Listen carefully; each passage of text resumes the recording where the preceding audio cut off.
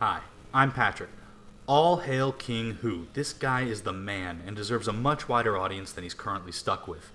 Because he had an early connection with the cramped interiors of inns and taverns, he was forced to invent a very distinct style in four key areas of his filmmaking: when showing characters enter inns, when establishing space, when filming action, and when visually and narratively handling the sometimes supernatural powers of his fighters. The man had no problem shooting exteriors, but he thought that inns were like a magical place where any and everything can happen. His favorite way of introducing the cast of characters was to use the same shot construction to show different people entering inns in different ways to establish exactly who they are the first instant you see them. Outside coming in, inside looking out, reaction shot. From there, Hu would meticulously establish the layout of the inn, like right here. Who everyone is, where they're sitting, standing, or walking, and what the point or points of focus are in the scene. However, with the cramped space, even establishing shots can't always show what the audience needs to see if we're going to have some kick-ass fight scenes coming soon. The man knew how to work inside cramped spaces. Just look at the 6 points of focus from left to right and back again, each at different depths and showing 3 different rooms, but he didn't just use static shots. Characters fly into the foreground from off-screen as mid-ground characters stagger to the background in a snap cut that feels tactile. He'll crawl through the scene right here to suggest this breathing room that isn't even really there, just so that we can get a feel of where everyone is on the map.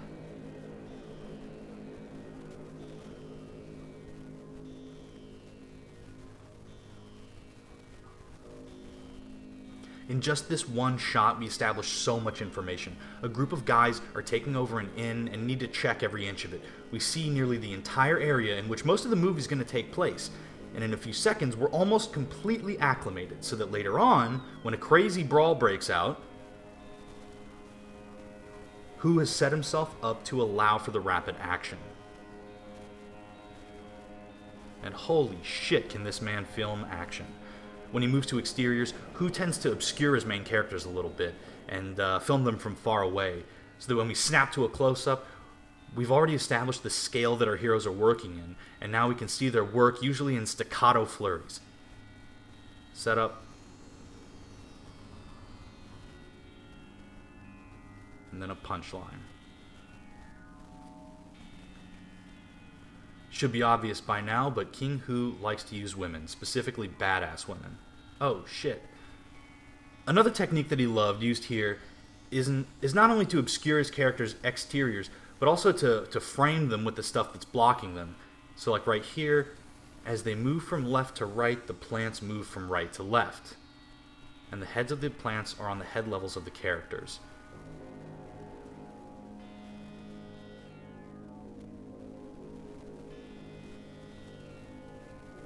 This is another shot that combines everything we just talked about. There are almost no cuts until we get to the climax, and then they start to build exponentially. We have this dynamic, active camera filming action in the fore, mid, and backgrounds. Sometimes we have a clean frame. Sometimes a partially blocked frame. Sometimes an almost entirely blocked frame. Characters pop in and out. Action is believable, even when it's not that plausible.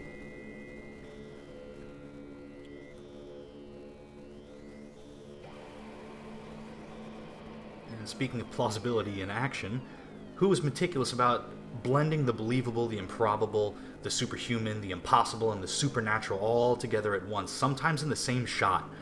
But what binds those different approaches to action together was the buildup of tension before the release. By showing the space, the characters, and their hesitancy to fight, this establishes and reinforces the idea that what's about to happen could be lethal. We actually care about the outcome, which I know sounds like a given, but when we see Angelina Jolie on top of a train, Matrix leaning under the tunnel without even looking worried, I guess I kind of have to say that getting empathy from the audience is important. So Hu uses this active shooting style right here to rip us away from Cheng Pei Pei while a seeming flood of enemies approach her. And as the shot gets wider and she finds herself more surrounded, we're at the brink of bursting with anticipation. And how does Hu resolve this? Pop, pop, pop.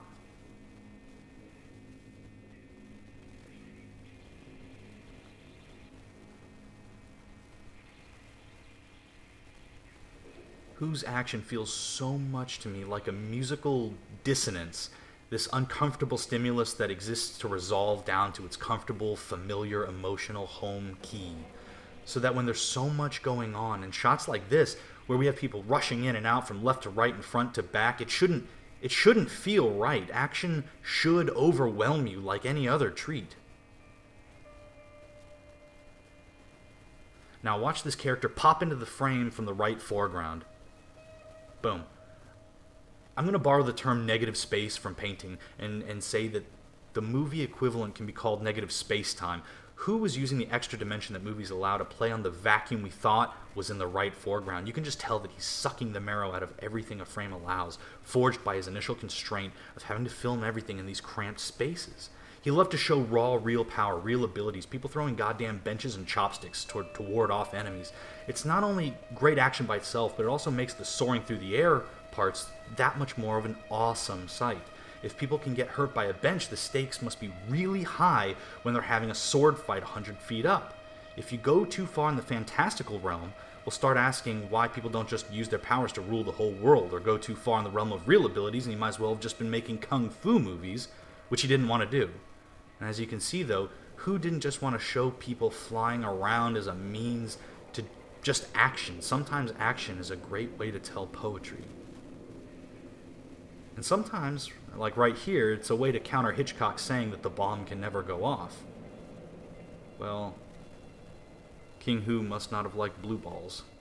The bomb always goes off with this guy.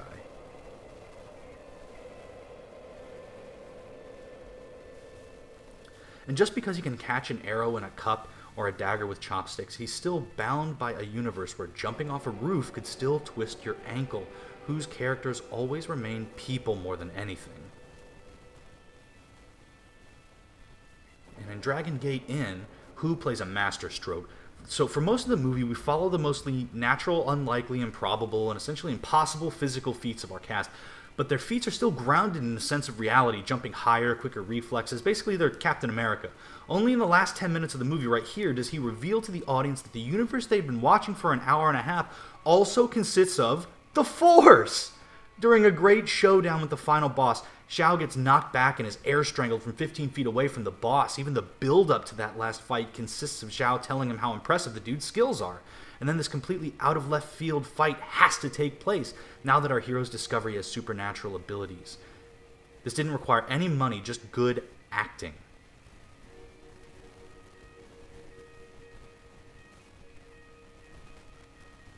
So King Hu, like Fritz Lang, he had the ability to inspire awe through sheer scope of magnitude.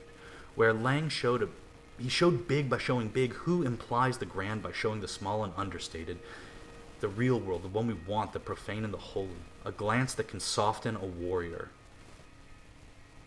A simple tug of war that's revealed to be a tug of repentance.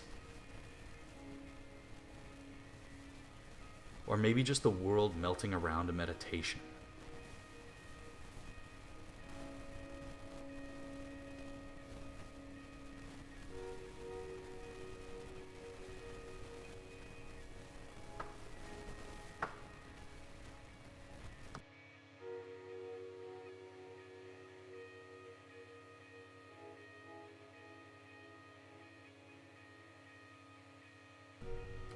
Thanks for watching. I'm Patrick McInerney with Straw Cats. Adios.